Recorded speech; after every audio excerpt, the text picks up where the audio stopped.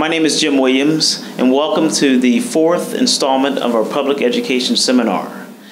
Tonight, we are going to have two presentations. The first one is going to be on our water services provided by the City of Hamilton. The second one will be on our customer billing operation provided by Darla Bocchino, who is our superintendent of that department. The presenter is going to be Dwight Culberson. He is the manager of our water department. Dwight? Okay, great. Thank you, Jim, and good evening. As Jim had mentioned, this is our last segment, at least this spring, on the different services provided by the Department of Infrastructure for the City of Hamilton. We're going to be focusing on the water system. And in doing so, we've identified several things that we really like to touch on this evening. One is to define the mission of the Water Division. Second one is to talk about the service provided and what it takes to provide water to the individual customers, and also to maybe touch on a little bit on what the responsibilities are of both the city and also in the individual property owner in obtaining this service. I'd like to start out and just express appreciation of not only myself but everybody else within the utility department. Really is good to be working in an area that you feel so good and so confident about, and that dedication just permeates through all the organization, that we really are proud of the service that we provide to City of Hamilton. We feel we provide a good quality product, and it just feels really good to be working in an area, and our commitment to not only a good quality product but a high level customer service. When we sat down and started to put the talk together, the first thing I wanted to do was to outline some of our primary objectives and what we look for ourselves in providing the service. And I've outlined them on this slide here that you're looking at here. Generally identified 5 areas, key areas I've been able to group everything in. And not necessarily in order, but I guess if there was one that I had to really emphasize and focus on, and that would be the first one, a safe and healthy water supply. When we talk about the water supply, it starts more than just at the treatment process itself, where really our focus begins when the water's in the natural environment, because our first and primary objective is to keep it free from potential contamination. And one of the things that we do, one of the activities that we're involved in, is an activity that actually started in the mid to late 60s after Cincinnati Water Works expressed an interest to expand a new treatment plant in the Bolton plant in Fairfield. And at the time, little was known about the groundwater reserves in the area, and there was some concern of what potential impact this would have. What that did was that brought a lot of the area water producers together in forming what's now known as the Hamilton and Baltimore Water Consortium. Well, obviously, through the course of time, we've learned more about our water resources, and the focus of the consortium in the past several years has been really away from some of the quantity issues to now the source water protection, something we've been focusing on for the past 25 years. When you look at the slide, you can see that the consortium actually consists of 7 area water producers, 6 public water supply, and 1 private water industry. We're working together cooperatively to try to protect and preserve our water quality so that we're maintaining the highest quality raw water that we possibly can. And this we figure to be where our treatment process starts.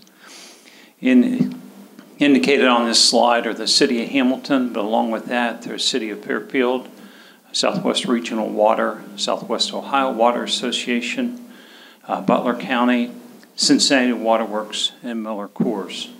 And this is a cooperative venture and something we're really particularly proud of, because it's not only a program that works very effectively, it's a good cooperation, just showing what can happen when local governments work together, to work cooperatively together, and what we're able to accomplish.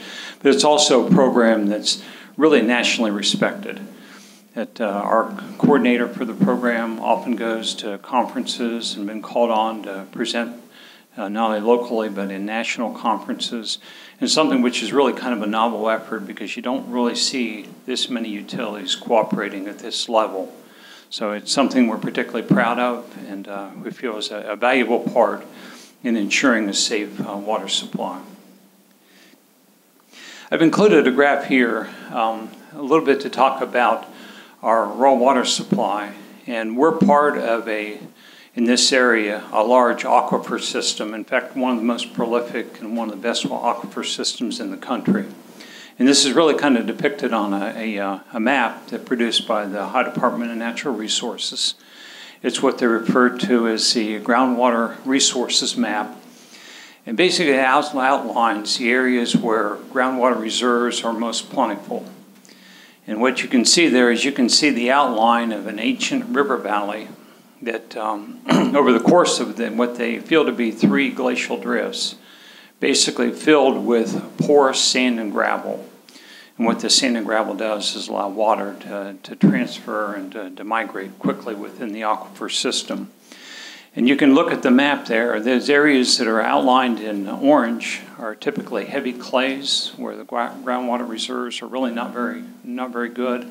But then you can see the outline of the ancient river valleys in the purple and in the dark purple. And that's an ancient river valley about 200 feet deep. It extends from Indian Lake all the way down to the Ohio River. And just a very rich and plentiful source of groundwater. I was talking about the members of the Groundwater Consortium, just to give you an idea how good and how plentiful that reserve is, that on average we produce about 62 million gallons of water a day, all for drinking water and consumer use. So it's a plentiful, valuable source and something that we feel really committed that we need to protect and preserve. So, as part of some of the activities involved with the consortium, one of the things that we do is we do groundwater mapping or modeling. And you can see one of the outputs of this. And awful busy, I realize this, but if you can kind of look through, you can see the general outline of the aquifer. In fact, if you want to get a good idea about how the aquifer crosses Butler County, you find the general outline of the Great Miami River. The Great Miami River is a valuable part of the recharge to the Great Miami Buried Valley Aquifer. But you can see from this slide, this depicts some of just to show you again how many producers are in this area, how many depend on it for a source of water. And you can just see how clustered it is, not only with production wells, but also monitoring wells that the consortium does to monitor groundwater quality, both volume and quality. So we're back to our objectives again, along with SAFE. We've touched upon that. We've touched about on raw water in the natural environment. We talked maybe just a little bit on the treatment process. The other component of the safe water supply is actually preserving the quality of water within the distribution system. And that's something that just continues to go, that we do monitor, and we try to produce as stable as water as we can, just so that even at the time it's in distribution, that it's a good quality water. Along with that, reliability. It's we take pride in being able to offer a service that continues 24 hours, not only to provide this service, but also to have crews on staff so that if we run into emergency, we can respond to emergencies when we need to. Sufficient to meet volume and pressure. We like to have adequate, that we're able to meet the peak demands that may be imposed on us, and make sure that we have ample supply of water for people when they need it. And also that along with the supply, to make sure that it's at adequate pressure that people can use, and it really makes it a good use for them. And along with that, talk about stability, and this involves the water chemistry, and just when it gets out into the distribution system, that it has the right kind of chemical makeup, that it helps to protect the infrastructure, and just making sure that it's a stable water supply and that we don't The water is neither corrosive or scale forming, that it's a good, suitable water, and relatively mild in hardness. We do maintain a hardness of about 120 milligrams per liter. And but that's, again, kind of tied to just making sure that we have a good, stable water. And then the last one, and one that we take particularly pride in, is to be aesthetically pleasing. Over the past 15, 20 years, we've been competing in the Berkeley Springs International Water Tasting Competition. That's done every year in Berkeley Springs, West Virginia. And we've been pleased to be able to come away with that with gold medals and silver medal awards as being one of the best tasting waters in the world. And it's a competition that features not only waters from all across the United States, but also some international competitors as well. Focusing a little bit on our water supply, the city of Hamilton has 2 treatment plants. And what you're looking at there is an aerial view of the North Treatment Plant, which is located on 3rd Street, north of the city. This was the city's original treatment plant, constructed in 1935, and consists of lime softening treatment plant, along with disinfection by chlorine dioxide. And that's an important fact there, because that really helps to add to the stability and the taste and the pleasing nature of the water. That using chlorine dioxide as a disinfection doesn't impart the typical chlorine taste that so many times you see with water supplies. This is a nice facility. Right now it's being used on an intermittent basis because we have so much capacity in our other treatment plant that I'll be covering in just a second. But it is part of the city's future for meeting future water demands, and also to having a backup system should we ever run into the rare occasion there be an emergency. So you can see from this picture the treatment plant, backup power supply, and also 3 of the production wells. There are 6 water wells that are dedicated to this plant, and this plant has a capacity of 6 million gallons a day. The other treatment plant, and the primary treatment plant, is the South Treatment Plant, located at the corner of River Road and Nilles Road in Fairfield. This is a treatment plant that has really kind of an interesting beginning to it, because originally it consisted of a site where the federal government operated water wells that they supplied to different areas of the area, including Evendale, as part of the industries down there during the war effort. Once the war culminated and once it was over in the 1945 and late 40s, the federal government made the wells available and properties available to the city of Hamilton, who purchased the property. And immediately they began to start to develop plans and construction of the original treatment plant, which was completed in about 1956. And during that time, Fairfield incorporated in 1955. So that was a busy time, obviously. But you can see from in the background, the original plant, the tall structure, that was part of the original plant constructed in 1956. And also the tank for backwash water. Then you can see just various expansions of that over the decade of the 70s, 80s, and 90s to what it looks like today.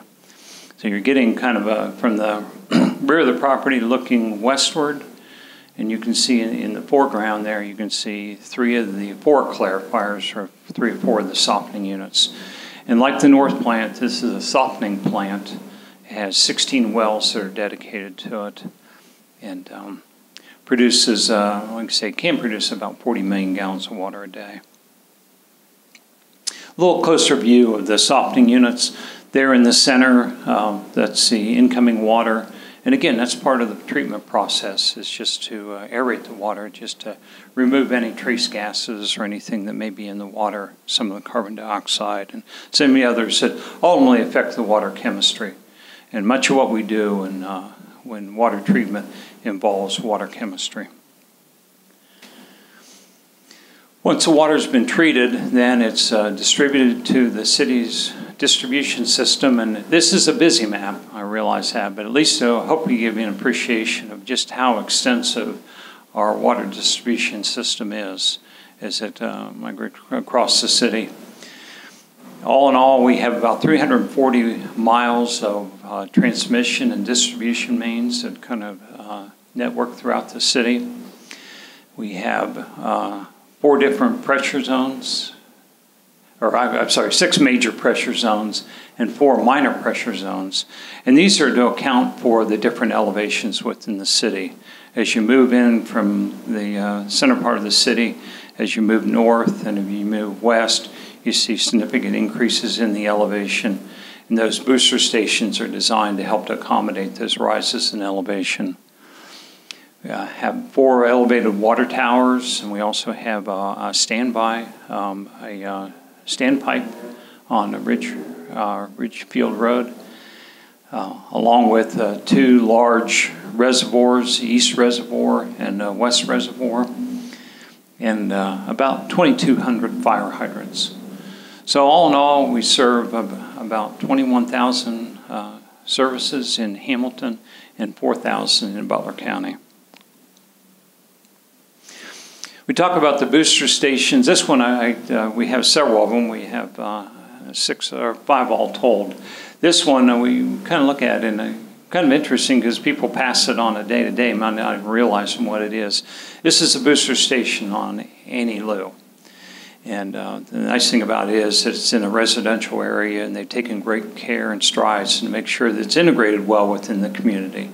This is a residential area, and for most people driving by it every day, it's really one of those that isn't very noticeable and looks like much of the architecture that around it, of the houses around it.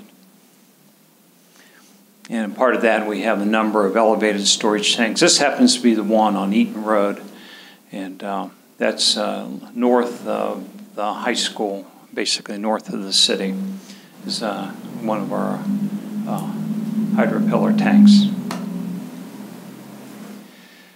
What we'll do is make a little transition. We've talked about where the water comes from, how the water is treated, how it's distributed in the distribution system. What I'd like to do is transition now to look at the individual service, and using this illustration to give an idea of what all the different parts and components of an individual water service are.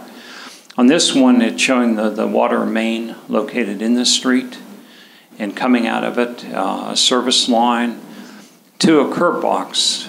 And it's an important feature of the water service, because this is a point that kind of separates what is the responsibility of the city and also what the responsibility is of the homeowner. That the curb box is responsible to the city to maintain and maintain, but everything beyond that, the water service right into the house, including everything in the house with the exception of the water meter, is the responsibility of the individual property owner. And so it provides a good measure of what city-owned responsibility, as well as the property, individual property owner as well.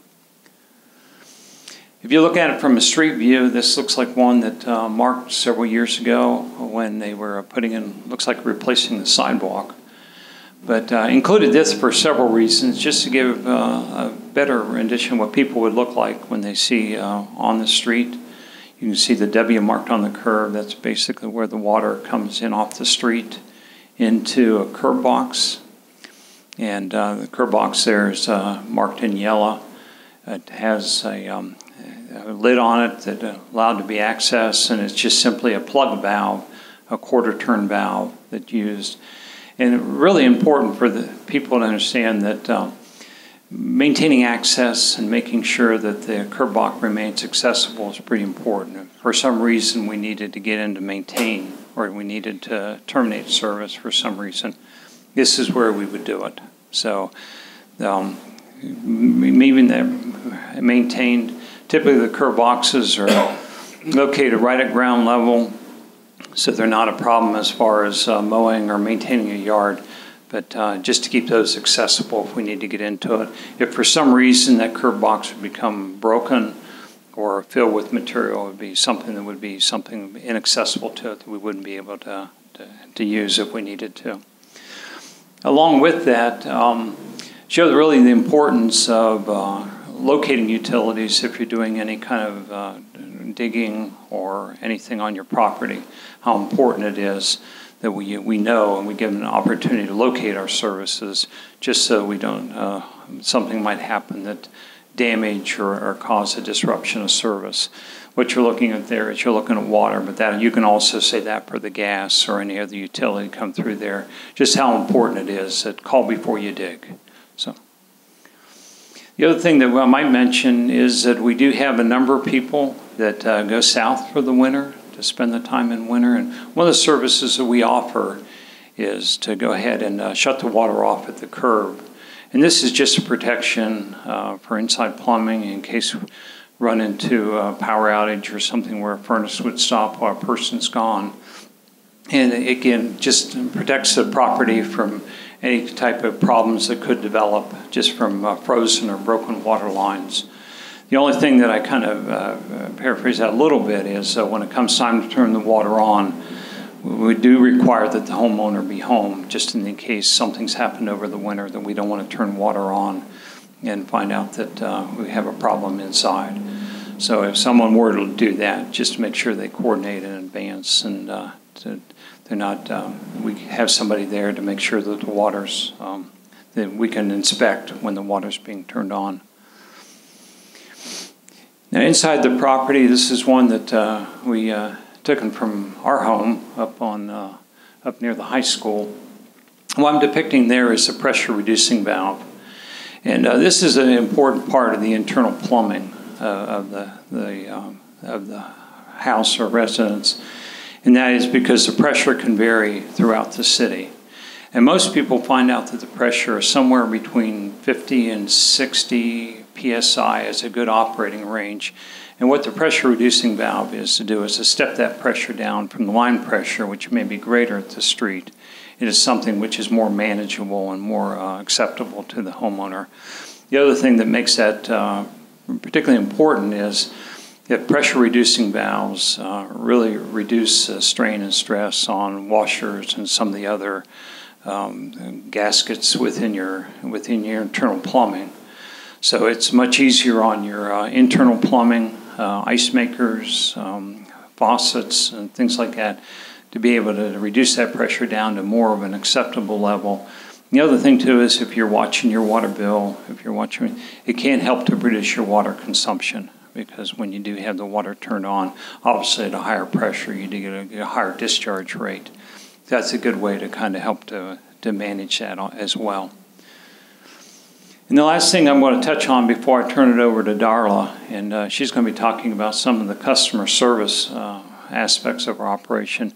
And this is the meter set and transmitter. You can see that in this particular case, the water coming in from the rear, this is in our utility room, and coming towards you, you can see the yellow handle for the shut-off. Again, that's something really kind of important to look at periodically. We purchased this home about a year ago, and obviously that valve hadn't been turned in a long, long time, because when I went to turn off for the first time, it took quite a bit of effort to close it, and all that time I was gritting my teeth hoping that nothing would break. But it's a good idea occasionally to go ahead and exercise that every 6 months to a year, just to make sure it's going to work if you need to. And then ahead of that is the meter itself. And the meter obviously measures the flow the rate of flow coming into the plant or into the house. It does have, if you lift the lid there, it has a display which records, has a register there for how much water you use in the course of a month. And that gives you something to compare when you receive your water bill. You can compare that with the reading that is on your water bill, just to make sure that those numbers follow or track each other. The City of Hamilton does have an automated reading system. If you look on the back wall, the black box, that's part of that system, that the meters are read automatically through a radio signal. And what happens is that once a month, there's a city vehicle with a console that will go through the neighborhood, sending out a signal to go ahead and wake the transmitter up and then the transmitter will relay a signal to the console. And what we do is we take the meter readings automatically rather than having someone in or require somebody to come in and read the meter itself. So, and that's part of the system. You can see that the wire connected just to carry the signal from the meter to the transmitter, and that typically once a month that meter's read. So those are all different components things that the homeowner should know about the water system. And what I'll do is open up to see if there are any questions from anyone. Are you sure? Questions? Okay. Okay, with that, we're going to go ahead and move on to the next part of the presentation. This will be Darla Crum, and she's going to be talking about some of the customer service aspects of the water operation. Well, my name is Darla Bocchino now, instead of Darla Crum. I am the customer service superintendent for the city of Hamilton. So I wanted to just to give you some levity first of what people think customer service is, that you call us up every day, we give you the same answer no matter what your situation.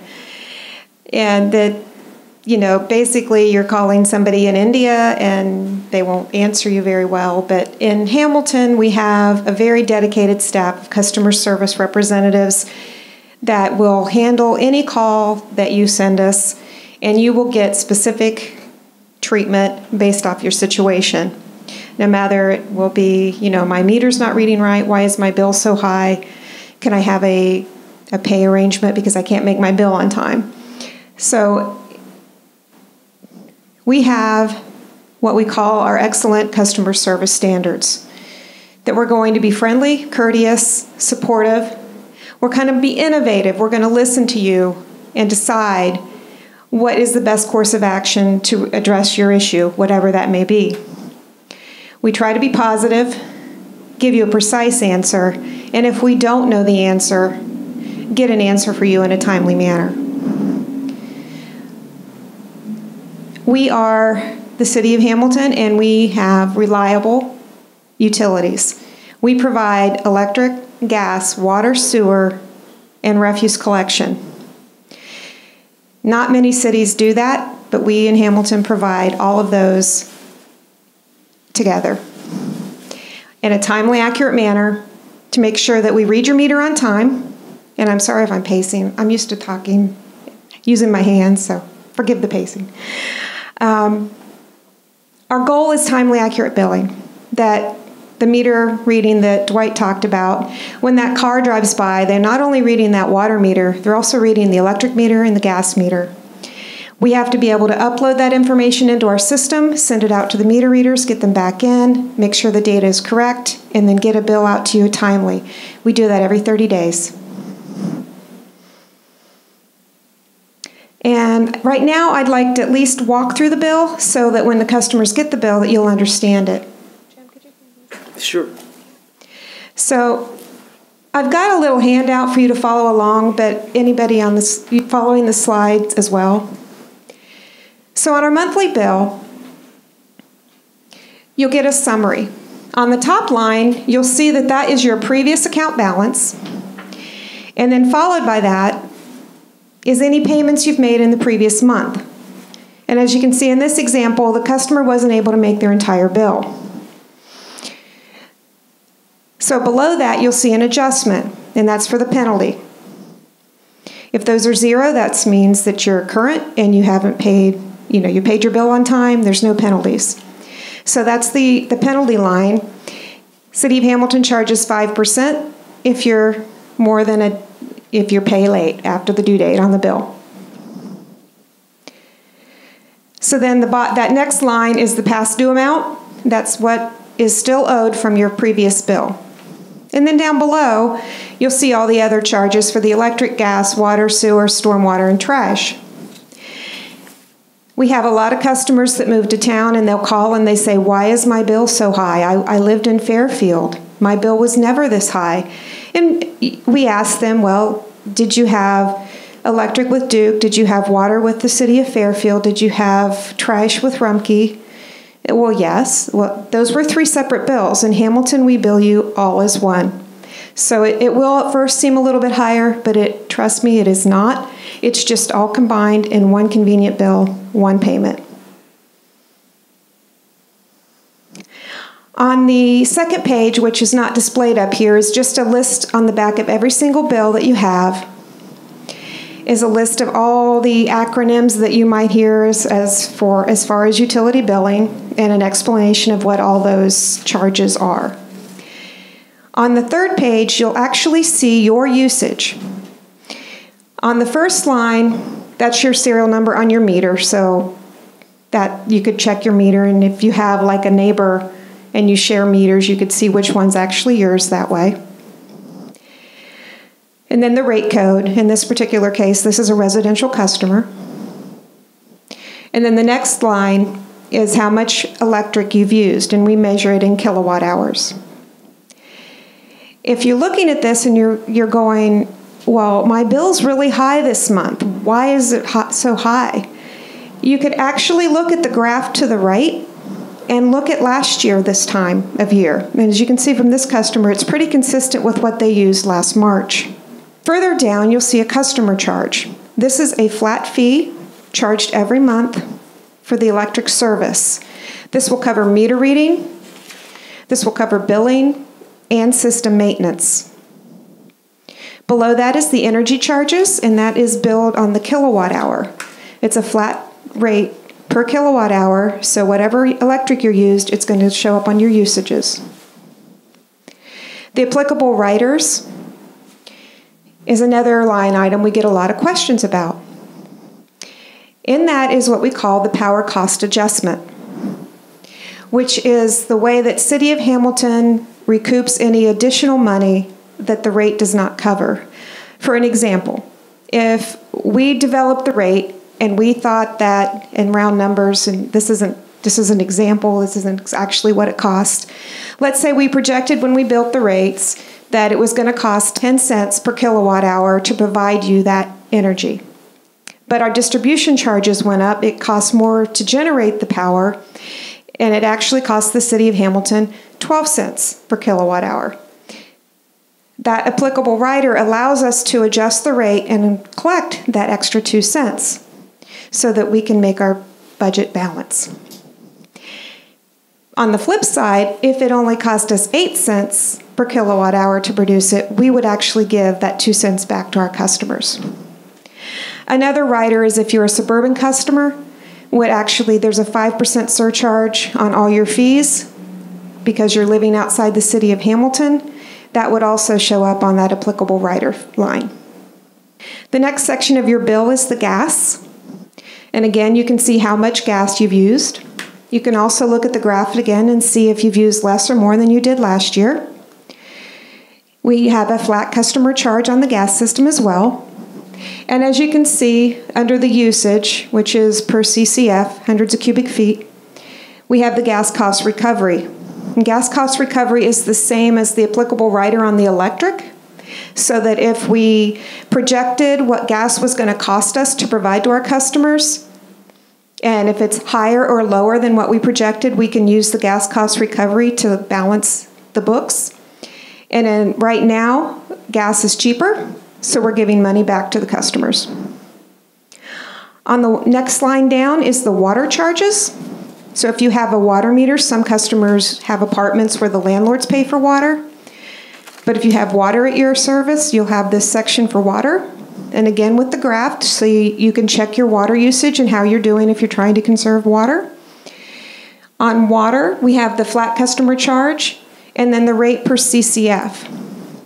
And some customers are confused. It's like, well, how much is a CCF? A CCF is approximately 750 gallons of water.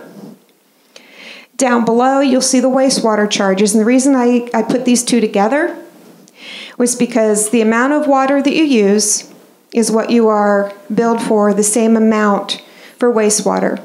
And as you can see, wastewater charges are a lot more expensive than water charges. And like Dwight was telling us earlier, our water is extremely pristine. And he could probably agree with us that it's not as difficult to clean the water when it's coming fresh out of the ground and in the protected source water that we have. However, after it's been used by the customers, it takes a lot of money to clean it back up before we're allowed to discharge it back to the Great Miami River. So that's why you'll see almost double the charges on the wastewater side. Moving on to the payment options that we have available for our customers. Customers come in to the lobby across the hall here, and they can make a payment in cash, check, or credit cards. They can also pay by mail, and they can also call in, and we have an interactive voice response system where they can pay by check or credit card. We just recently, this past winter, switched over to a new online payment system called Invoice Cloud and Utility Pay. And that allows the customers the ability to pay online, view their bill online, and go paperless if they want to. So if they don't want to get a paper bill in the mail anymore, they can log on, sign up for an account, and go paperless. And then they can also sign up for auto pay. So if they choose to just automatically have their payment drafted, then they can choose auto pay. None of these are required. They're all options, and if a customer chooses them, that's great. One of the other advantages that I forgot to mention is the ability for somebody with multiple accounts. If you have, we have several places around town that used to be two families, and they've combined them into single-family houses. Well, they still have like 2 or 3 accounts. And in our old system, they'd have to log on to every single account and pay them individually.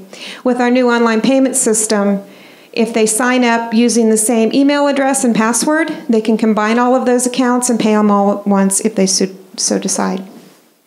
We also offer several programs within our utility customer service, and one of the most beneficial to our customers is what we call budget billing.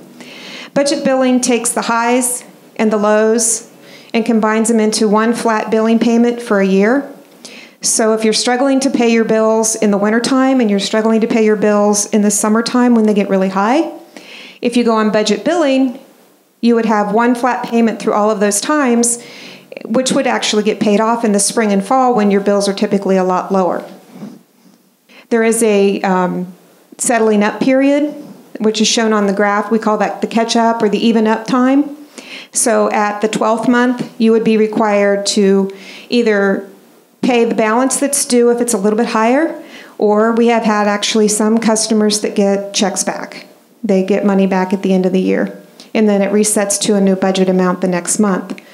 You can also track on the billing statement when you're on budget bill. We have the actual running balance of where you stand, and you can adjust your payment at any time by just giving us a call. One of the other programs we offer, we call QPP, which is Qualified Payment Plan. And this is for mostly seniors that are on a retirement income. And as an example, if you had your check, your bill is due on, let's say, March 5th, but your check doesn't come until March 20th. If you sign up for QPP, then you could actually pay on the 20th without any penalties. So as long as you make a payment within the month that the bill is received, there's no penalty. And to qualify for that, you would have to fill out a small form and show proof that you're on a retirement income. The last program I would like to discuss is a program that used to be called Make It Happen. And we rebranded it a couple years ago to Empower Hamilton to start letting people know that utility customers can round up their bill, they can sign up for recurring payments, or they can make a donation anytime they want to help those customers who are struggling to make their bills. With the Empower Hamilton program, any money collected, and we've had several fundraisers. We actually have had, like tomorrow is going to be a Empower Hamilton casual day at work here. So if you want to wear jeans to work tomorrow, you can pay $1, and it all goes to Empower Hamilton. 100% of the proceeds go to the program. Any money we have, we give to the Hamilton Community Foundation, who administers it for us, and then they transfer it to other agencies such as the Salvation Army. The customers would then go to Salvation Army, and if they qualified under their terms, then they would be given the money. And again, 100% of it that is collected goes to the customer in need. The last thing I'd like to talk is about some energy savings and water saving tips. And one of the biggest calls we get usually near the end of the summer is, why is my utility bill so high?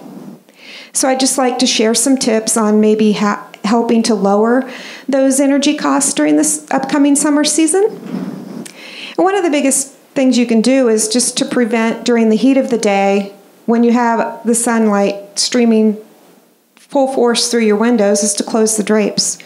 It'll help with the radiant heat and cut that down.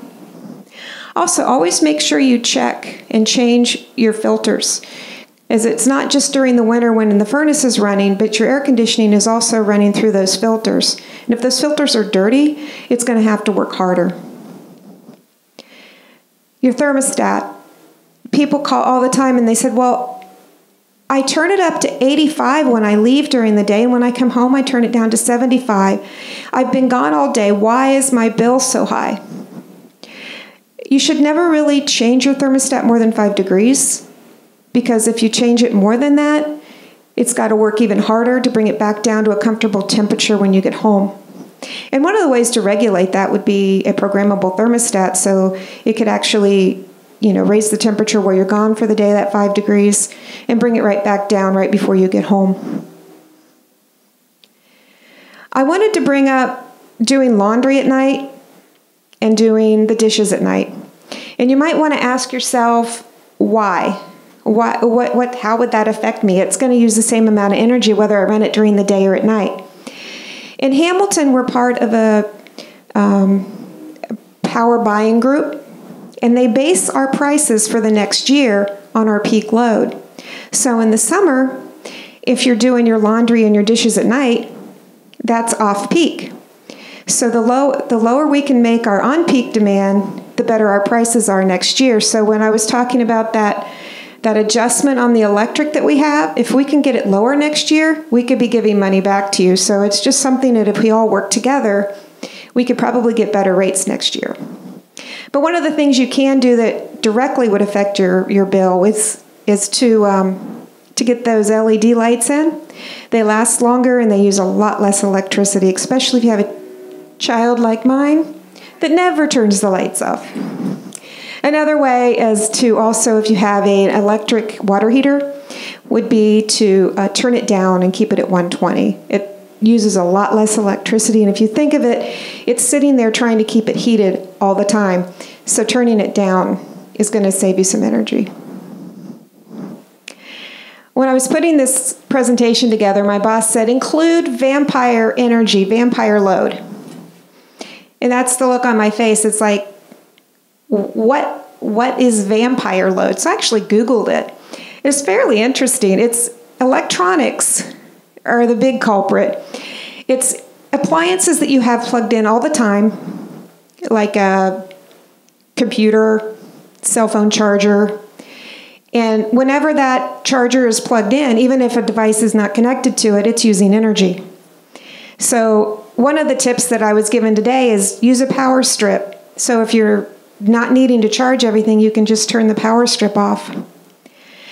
But if you've got a daughter like mine, I know my husband's back there laughing, she's got a computer, and it's a big computer. You can walk into her room, and the room is a furnace because of that computer. So just think of all that energy when she's not in that room as vampire energy. So that's something to look around your house and what you're doing, because you're pulling a lot of energy there that you could save and lower your bill. Insulation can be very expensive, but it can also save you a ton of money. One of the suggestions I have is if you can't really afford a lot of insulation, but you have some areas in your attic that you can insulate, if you buy the rolled insulation in small quantities and just buy it as you can afford it and put it down, each part of it is going to help you save some energy. And the graphic I have up here, it shows you how much energy goes through the roof in the summertime. Well, you can imagine just the reverse is going to happen in the wintertime. It's going to leave. So any insulation you can put in those walls and the ceiling, if you can do caulking around the windows, it's going to save a ton of money. So just think about anything you can do incrementally to save on the future bills. Moving on to water.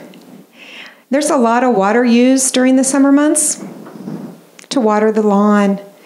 And I've seen, I don't know how many times, you'll see somebody with a sprinkler system and the water's just running out onto the sidewalk.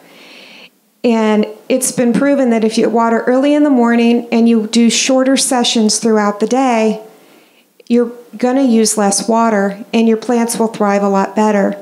Because if you go out there and you run your sprinkler system for 2 hours, the water's reached its saturation, or the ground has reached its saturation point, and the water's just running off and going into the sidewalk, which it's doing nobody any good on the sidewalk.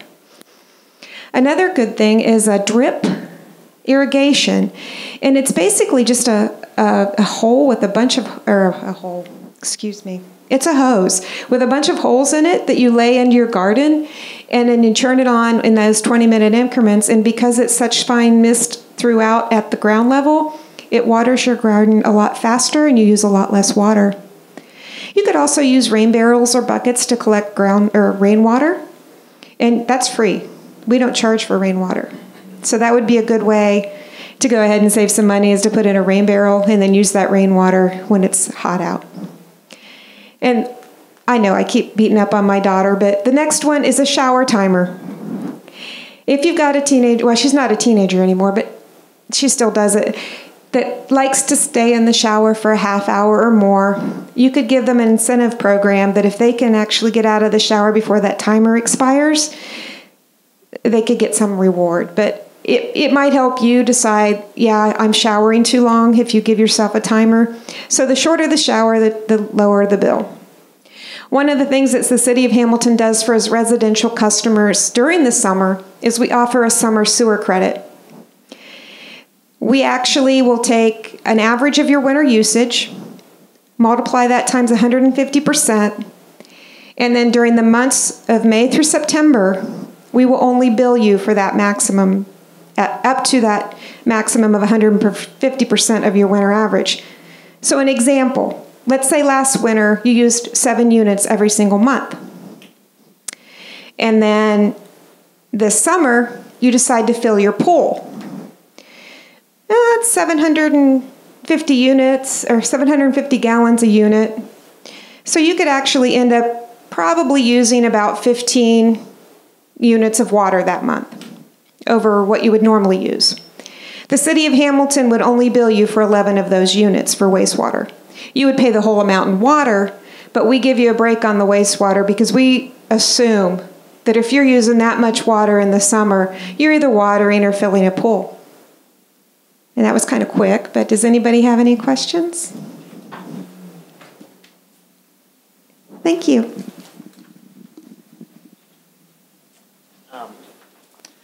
Thank you, Darla. That was a wonderful presentation, so I appreciate that. It's very educational for me. I'd like to thank both presenters tonight, Dwight Culberson, manager of the wastewater and water reclamation plant, the South Water Treatment Plant, and the North Water Treatment Plant, and then Darla, superintendent of our customer service department. Like I said, this is the final public education seminar, one of 4. We will have these tapes available to you here shortly. And I appreciate everyone in attendance tonight, and I look forward to continuing to serve the City of Hamilton. Thank you very much, and God bless.